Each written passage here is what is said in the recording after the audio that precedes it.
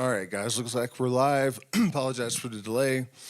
Decided to pop on and talk a little bit about ayahuasca ethics and other plant medicine for circles and centers and whatnot. And this was prompted by a really horrifying story and kind of an ongoing situation that a friend and client made me aware of last night. And I've heard a lot of really similar stories. And this is something that's really important that people need to be aware of. And we're not talking here about like really out of pocket shady shaman to the point of SA and whatnot. This is much more subtle, but no less insidious. So I'd like to preface this all by pointing out that, and I know I say this on almost every stream about this subject, but what's going on here? In traditional settings, only the shaman drank the ayahuasca. And even where there were exceptions to that, the shaman had known any potential patient or anyone that was participating in a ceremony since they were born, more than likely, if not also their parents and grandparents. They knew every trauma they had. They had a personal connection to them. They were part of an interconnected web, you know, an ecosystem, a family, a tribe. They were not strangers. And that personal connection is fundamentally important between any healer and the, I hate to use the word patient, their subject, you know, that seems even more depersonalized. And that's something that is one of the main reasons that we have a distaste for the modern medical, you know, institutionalized version. You go to the hospital and the nurse is ambivalent and doesn't really care, you know, and the doctor doesn't care, and they're just cold and professional, and they may be effective to whatever extent, but, you know, they don't have that personal connection with you. In fact, they're kind of discouraged to, and that is extremely problematic, but it's even more so problematic in an ayahuasca ceremony. So I've heard a lot of stories of these situations where the shaman is not accessible and the facilitators have a bad attitude, and, you know, there's no integration, right? So I'm going to give you guys this story, and then we'll kind of break down, you know, why these things are so damaging and so unacceptable and how things actually should be. So this individual contacted me, I don't know if it was a year ago, something like that, for the first time.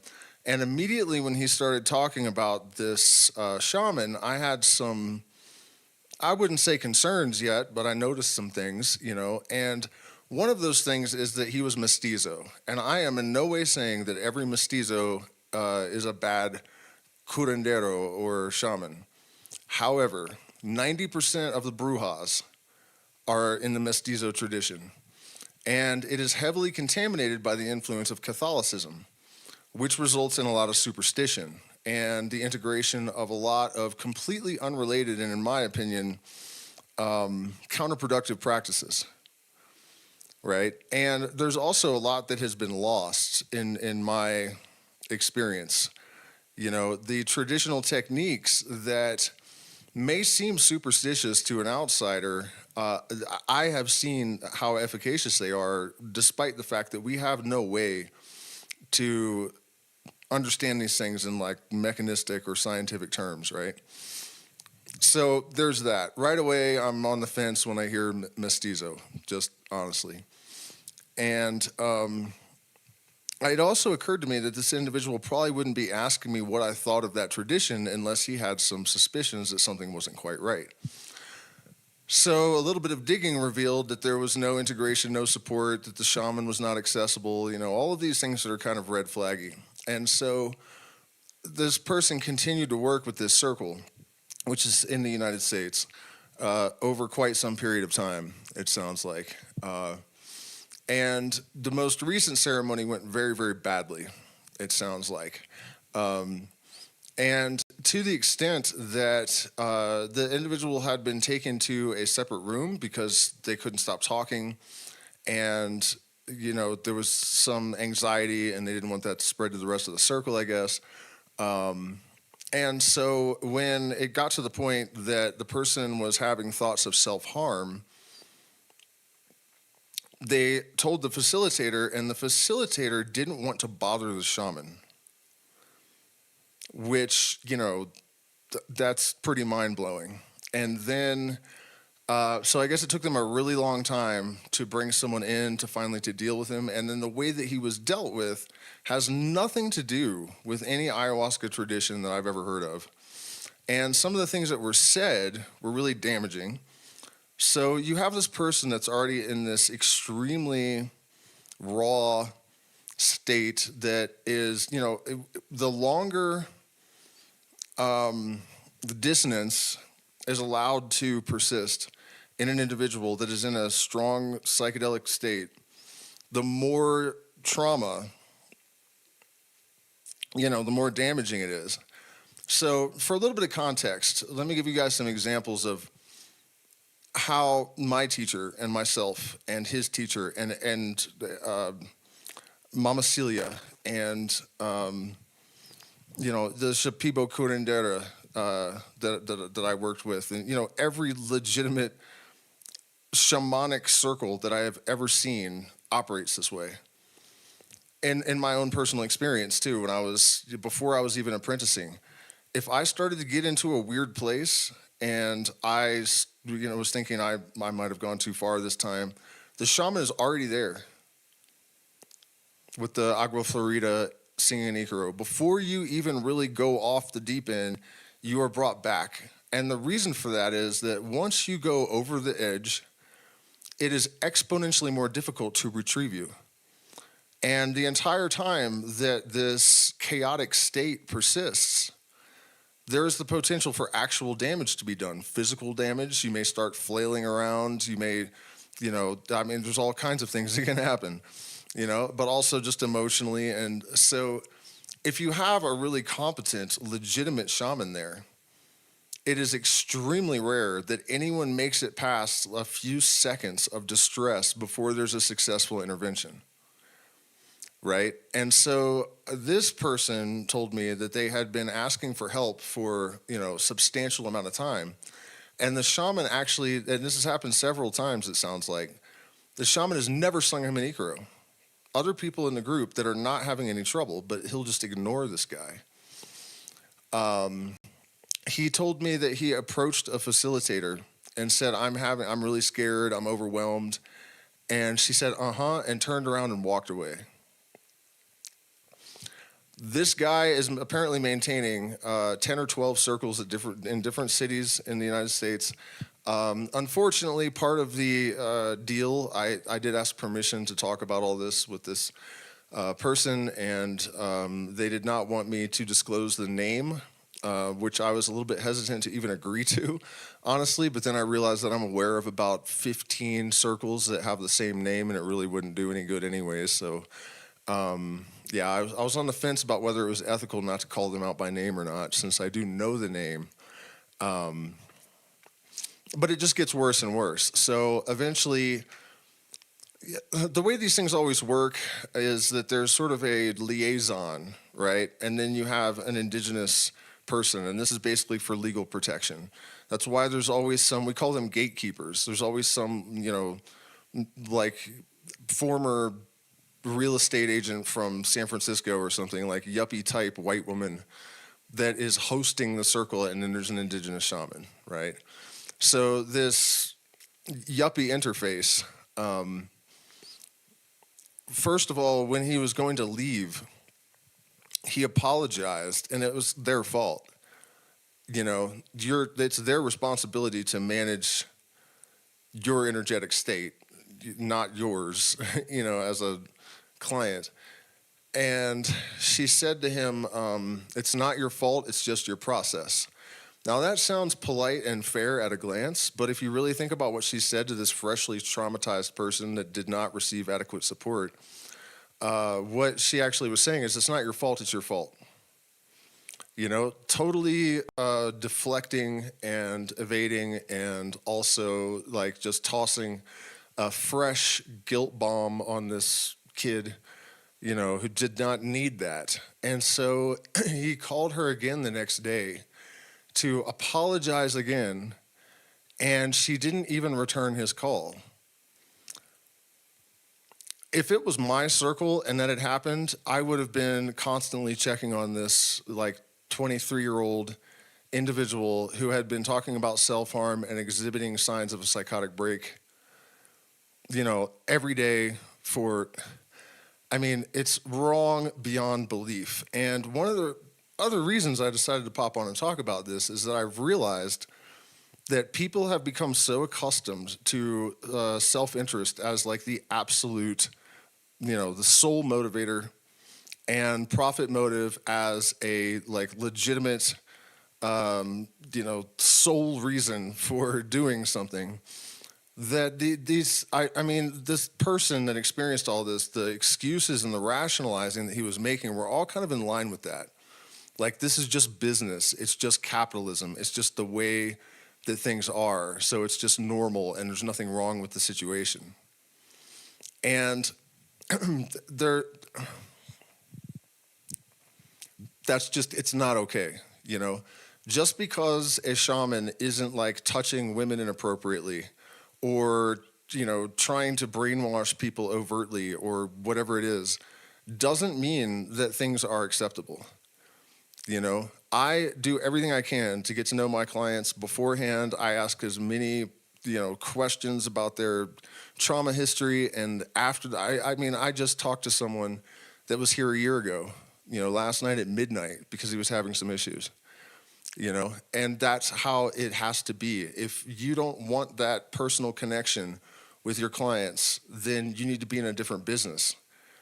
This is not normal. It's not acceptable. And it's honestly disturbing the extent to which I hear from people that this is normal. Another thing that complicates the situation is that, a lot of people say don't go to these like underground, unlicensed, like, that's bad. Go to the major retreat centers. That's not good either. Rhythmia, I can't remember the names of them, but I know Rhythmia has got a terrible narcissist leader. The people that that jump through the hoops to, legitimize themselves are usually driven by profit motive. So that kind of, legitimate operation actually is almost as much of a red flag as something that's more underground. And for example, my teacher and a lot of the most legitimate people that I trust the most, that I would trust with my son, they would have nothing to do with commercializing themselves. You will never see an ad for anything relating to either of my Schwar teachers. They are totally word of mouth, and they are absolutely the best people that you're ever going to find. For a person in the United States that's not down here in the jungle, to navigate that, I realize is next to impossible. So I'm not here to say I have all the answers, but it's just something to consider. It's very difficult territory to navigate. But if you are a person that is attending one of these circles, and there's that depersonalization, and there's like a professional, cold, objective wall up between you and the shaman, and the facilitators don't want to bother the shaman, and they're ignoring you when you're losing your mind, and then they don't even return your calls the next day when they know that you were considering self-harm at one of their ceremonies the night before, stop going. And one of the other things that really, I still don't know how to deal with this. This individual is completely attached to continuing to go. He is, despite the fact that he has recognized all these warnings and all of this stuff on his own before I pointed it out, he was already coming to some awareness of it. He's determined to continue interacting with this circle, almost to the point that I'm like suspecting black magic or something, because it doesn't make any sense. except that there are things in the individual's psychological profile that suggest predisposition to unhealthy attachment.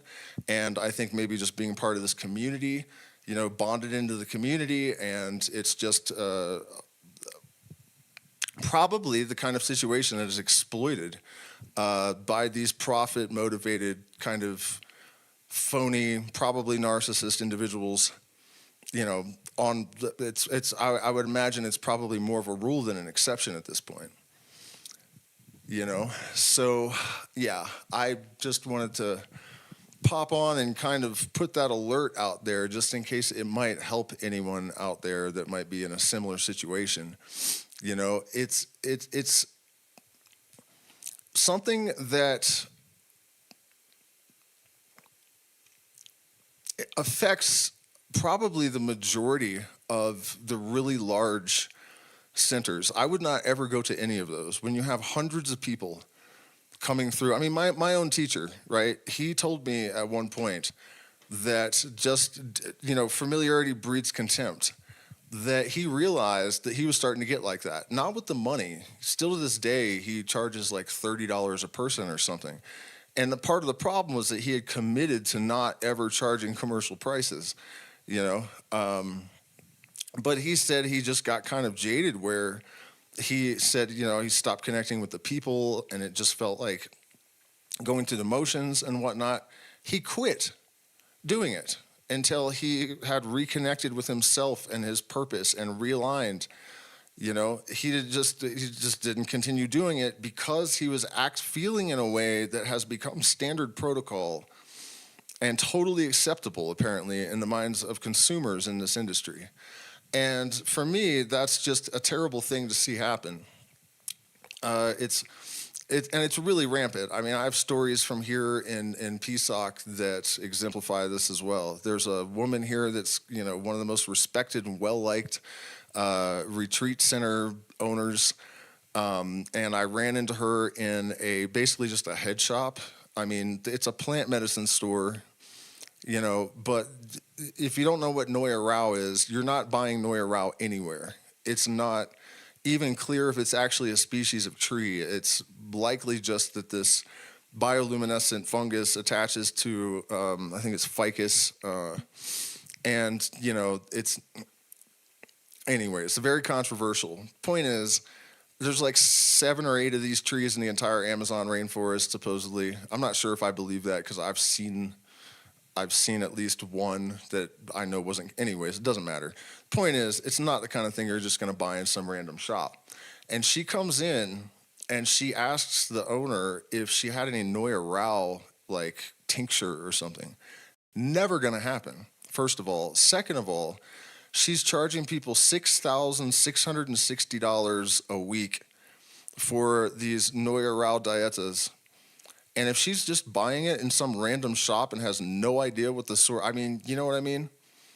But she is so charismatic I saw through it immediately, but apparently, the mirror neurons in our brain that are responsible for empathy also cause us to fall for these like narcissist politesse masks, right?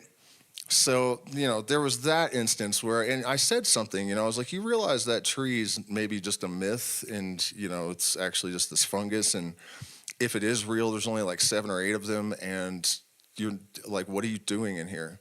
And she's like, I'm a retreat owner. And I'm like, so you should definitely know better. Like, what the hell, lady? And on another occasion, I saw a poster for a ceremony with a shaman whose family lineage I'm personally familiar with. So I knew he was legit, but there's an organizer involved, right? So I have a picture of it. I could put it on screen, but I don't think I could dig it up fast enough. But the flyer said Noya Rao teas will be served and I thought, that's odd because it usually involves like a long dieta process. But it's just a cup of tea, just, even if it's just for nostalgia. I know the Mahuas. So, let's go check this out. And we get there and I ask about it and she says, oh no, we're not actually serving the tea, but if you want to sign up for a dieta for $1 million or whatever, I got you, And the shaman looked at her like, what the fuck is she talking about? He had no idea that this hustle was going on.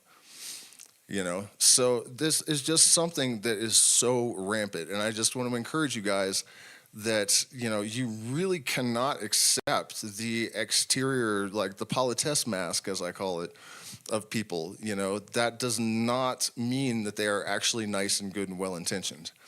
Most of them do not know what the hell they're doing, and they are solely in this to get out of their desk job and escape the matrix or whatever. you know. So if there is no integration process, if they do not ask you about your mental health, your family mental health, your trauma levels as a child, if they do not engage you in depth during the screening process, that's no good.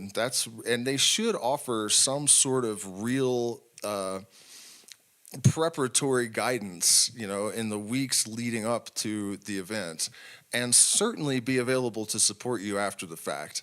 This thing of shamans not interacting with people, when I first met my teacher, I was laying in the teepee, things were tapering down a little bit, and he comes in and sit beside me, and he's whispering, I was out talking to spirit, about your stomach problems, and it's your relationship with your mother.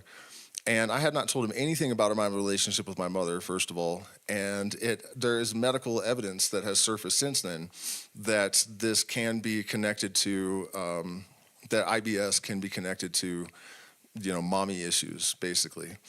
And all throughout our relationship, he would come and sit with you. If there was any kind of dissonance, he was always there before you ever really got into trouble. The techniques that he used and that I learned from him to manage energy, almost without fail. There are exceptions. Sometimes people just, they don't just snap right back. But I would say 90% of the time, there are techniques that involve just sound and energy manipulation and agua florida and limpieza, mapacho tobacco. There's all kinds of varieties of them, and they are all best suited to certain types of dissonance.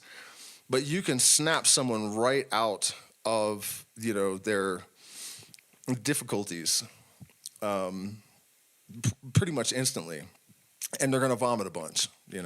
That, by the way, I mentioned this in the stream the other night, but that's what made me really realize that there's a connection between this energetic field and the internal being of a person, because when you manipulate that energetic field, the person always vomits. There's how else do you explain that? And then also, if any of you that have ever consumed this medicine know that after that vomiting, you usually are rewarded with visions. You feel light and clean and clear, and often you will notice that whatever was going on, there are behavioral changes that occur after the fact that are connected to that moment. So and one of the issues also with this individual that brought this situation to my attention is that they don't have any experience prior to this circle with ayahuasca, and that's kind of a scary thought, because I imagine it would be extremely difficult for someone to discern what is authentic and what is not if they have no context for it. So, and again, there's nothing I can tell you that is really going to help with that, because these are things that you have to have experience with in order to understand and see the difference. So I don't see any questions or comments or subjects in the chat yet, but if you guys have anything for me, feel free to shoot them in there. Another thing that I would mention is that I really think that a multidisciplinary approach is important, especially for Western people. For an indigenous shaman that only works with ayahuasca or only works with San Pedro in the context of his own tribe, his own culture, and his own settings, that is going to be sufficient. But when you change that context and you have a person that has come from a completely different framework, there is oftentimes a necessity for a different toolkit in order to provide the proper support and have certain insights and to be able to manage proper guidance, to offer proper guidance. So, another thing I've noticed is that tradition can sometimes be an impediment. It's really important that people actually know the energy management techniques of actual shamanism.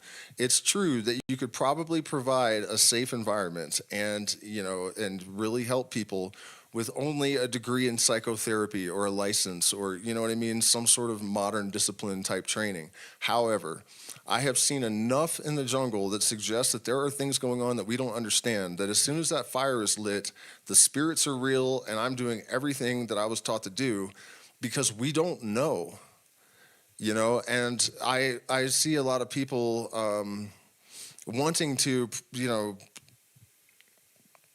experience these medicines on their own or with a group, with a facilitator who has studied book study and, they're generally competent, but they have no shamanic training. And it's another thing I'm really on the fence about because access shouldn't be limited because of like financial restrictions and scheduling and whatnot. At the same time, it very well could be true that without the traditional understanding of managing the energy in the space, that you could be exposing yourself to things that you don't want to. And if there's no one there that knows how to deal with those things, so at any rate, if it's someone that only has experience, an ayahuasquero that only uses ayahuasca, that's a common tradition that a shaman has one plant they work with. At least as like the main ally. They may use bobinsana and other plants to support things, but you know what I mean? This relationship, this shamanic relationship is with either peyote or ayahuasca or, whatever it is. But I've noticed that people that only work with one type of medicine tend to have the same type of imbalances because their approach isn't holistic enough and they get a sort of tunnel vision. With ayahuasca, it's actually the worst because DMT has the potential to cause ego inflation for some reason. I've never quite figured out exactly why. It's like more predisposed to that. But yeah, you'll notice in ayahuasqueros that there can be blind spots in their personality. And it doesn't necessarily mean that they're not legitimate or even dangerous. But if you have the capacity to see it, you'll notice there are weird things that they're missing. And it's because of this, narrow focus. And particularly, I think, for outsiders, to have someone that understands at least the basic foundations of psychoanalysis and, that has maybe worked with several different types of medicines, that's going to be a much better situation for most people that are not part of an indigenous culture, And by the way, there are totally indigenous, traditional people that are availing themselves of that type of knowledge and integrating it into their systems without losing connection with their. I'm not saying that you shouldn't choose indigenous practitioners. I'm just saying that, in my opinion, the syncretic approach is the most efficacious for Westerners, generally speaking. San Pedro, someone asked, is it a good idea to try San Pedro on your first time without any shamans or experts? It depends on what you mean. San Pedro is far more forgiving than ayahuasca in a lot of ways. It's definitely less dangerous. Unless you take a large amount, it's less overwhelming. There's less of a chance of like spiritual contamination in general. You're not as wide open. Uh-oh. Connect your encoder. See, I keep getting this message. I hope we're not glitching, guys. I tried to update my OBS and it just wouldn't do it, so I apologize if it's weird. But yeah, what I'm saying about that is at low to very moderate doses, then it's safer than ayahuasca. But I think dabbling with any of these things without someone present with experience, especially if you don't have experience with other psychedelics, you're definitely playing with fire. If the proper amount of caution is observed, then, that San Pedro is generally pretty mild and manageable for even a novice. I would always recommend some sort of guidance, or at least having someone else present until you have some experience. Do you agree with the notion that psychologists need to stay the hell away from the realm of psychedelics and shamanism? Not exactly. It depends on what you mean by psychologist. Every individual is different, and every discipline is different, and I know PhD level psychologists that are deeply involved in psychedelics and even in the Western occult tradition simultaneously. So no, and I myself brush up on new insights in psychology and everything I can avail myself of. I don't think that kind of compartmentalization is just how do you say it? Just wholesale compartmentalization like that is really healthy. My approach is to try to integrate everything useful and create like a super system, that covers as many bases as possible. So I don't think that they necessarily should have jurisdiction over anything. But I think that their input, depending on the individual's disposition, can be invaluable.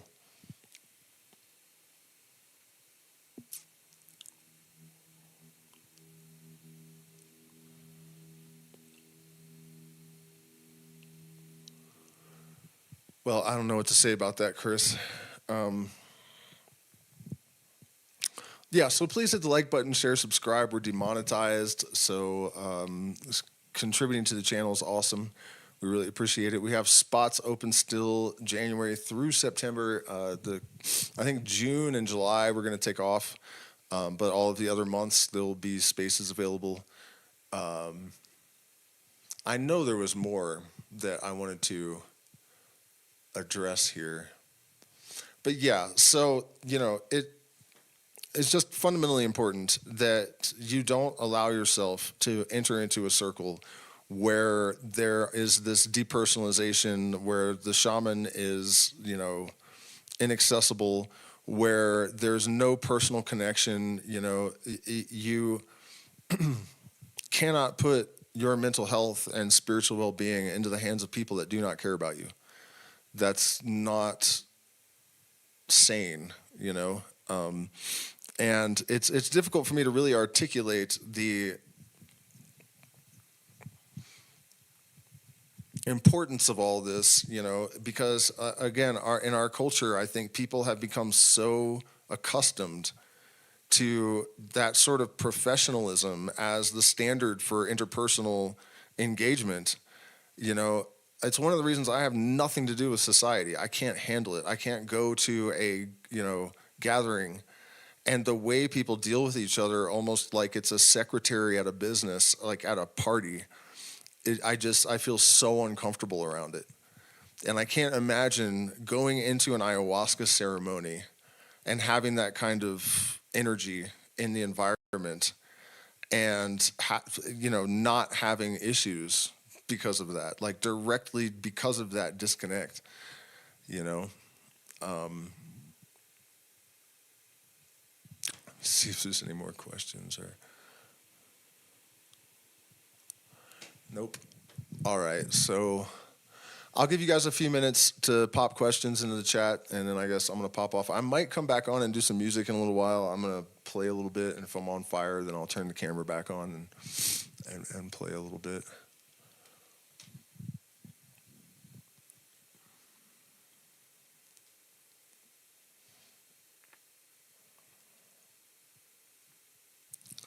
Yeah. And I'm still, really on the fence about how to handle the situation with this individual. I mean, I don't have access to the family, or, like,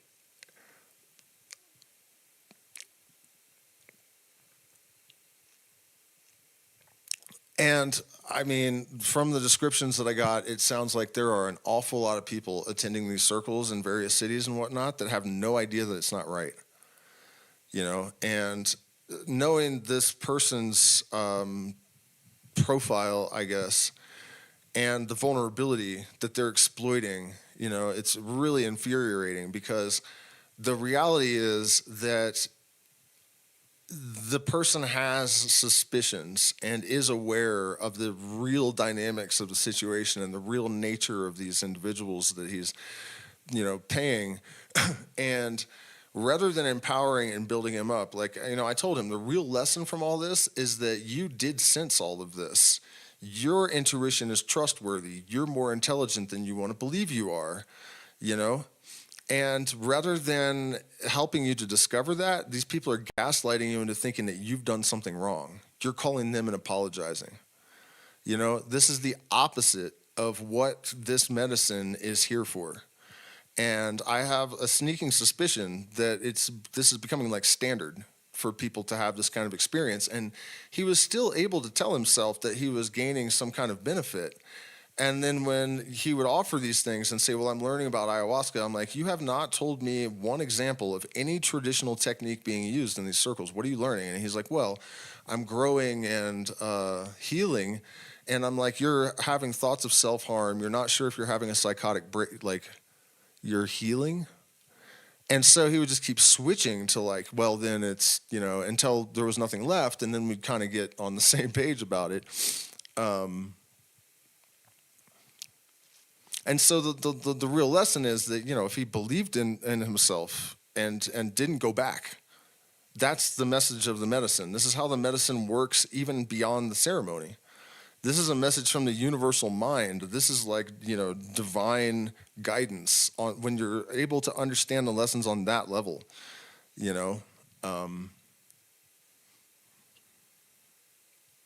So we'll see. He's probably, sorry. Well, okay, whatever. He's probably watching. And I hope you're taking this to heart a little bit more than last night. Because it's, and generally, if you do not learn the lesson the first cycle around, it's not, it gets more intense. Every time the pattern repeats, the lesson hits harder and harder. And then eventually, the lesson can hit so hard that you can't recover from the consequences, So there's all that. I need to schedule a visit with you. Shoot me an email. Can you talk about what? Sinikichi? I have no idea what you're talking about.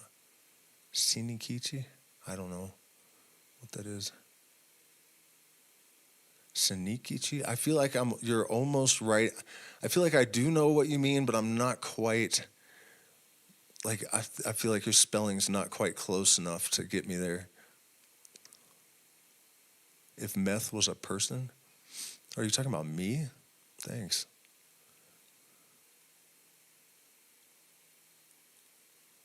It's illegal to take ayahuasca here in Denmark. Well, it's illegal a lot of places. Okay, so if you can... Oh, Sun Opener. No, I have not taken that. I do know about it, and I am curious. There are a lot of obscure plant psychedelics. When I was in, was it Tare or Tarag, where I got Chagas disease from a kissing bug in the Ecuadorian Amazon. But we were walking around with the shaman that owned the property one day in the jungle, and there were these puffball mushrooms, and he's like, yeah, these are hallucinogenic, and he picked one and handed it to me, and he's like, yeah, just squeeze it and just inhale it. And I was like, nope, no, thank you. Just something about the idea of inhaling the spores of a psychoactive mushroom did not sit right with me. I kind of regret not doing that. But I think what reminded me of that is that it grows in the same area in Mexico as the Sun Opener does. Yeah, I'm familiar with the plant, but I've never tried it.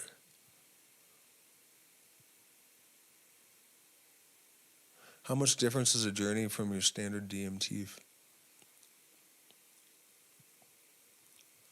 Ayahuasca journey from your standard, it's really different. The aesthetic is the same. You can tell it's DMT. But the best way I can explain it is that it kind of slows the experience down so that you're inhabiting a manageable space, whereas when you smoke DMT, you're just kind of shot out of a hyperdimensional cannon, and it can be really difficult to process it. Many of the times that I smoked freebase DMT crystal, I just kind of felt like when I came back, like that was crazy, but like, what's the point? You know, there's not a lot of like information, or at least not consciously. And I should mention also that one of the things that Pachamama told me during an early ayahuasca experience, I kept having the early visions were kind of chaotic. That's oftentimes how it is. It takes you a while to peel the layers off so that you can really have like a lucid experience. And maintain that. And so I was getting tired of it. There were just, you know, squid tentacles half the time, and then there was also in this particular instance, there was like a ultra modern, like Japanese art style Scooby Doo bus that was just sitting there, and I was staring at it for like 10 minutes, and I said, "What is with all this nonsense? Why don't you give me something I can use?" And her response was, your mind works in a language of symbols. Just because you don't consciously understand doesn't mean that nothing is being communicated. And then suddenly all this symbolic gibberish, I started to wonder, you know, how much have I actually been able to extrapolate from all of that apparent nonsense? You know, that was a very good point that she made. So what I'm saying is that probably is happening with DMT as well. But ayahuasca slows it down and opens it up so that it's manageable. You know, it happens in a speed that is like, you know, true to life. And of course it's much longer. And also the beings tend to have more definition and coherence, I guess. They're not as weird. You know, for me, the way I experience it is that there's like an overall narrator that is what we call Pachamama. And then there are like all these different archetypes that handle different modalities of consciousness and experience, I guess. And so there are all these different entities, but there's sort of like a main, the central scrutinizer.